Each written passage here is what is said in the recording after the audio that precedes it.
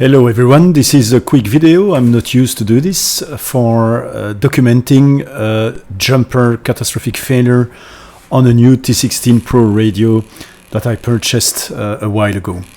This radio, as you can see on the video, is displaying a complete erratic behavior which could not be solved by the classical repairs, changing of the motherboard, changing of the flat cables, which were provided by the Jumper customer service support. I will paste in this video the copies of all the email exchanges with the Jumper customer service, which has responded but has not provided a solution and did not want at all to provide a replacement for this radio. So basically, there you go.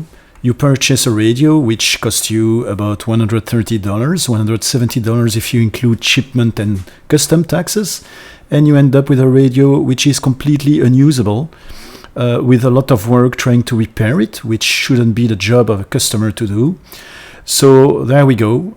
Jumper will never be my replacement radio for my Taranis or FrSky radio, and I will document in a future video the Radio Master T16S,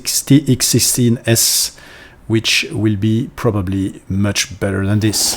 Thank you, bye bye.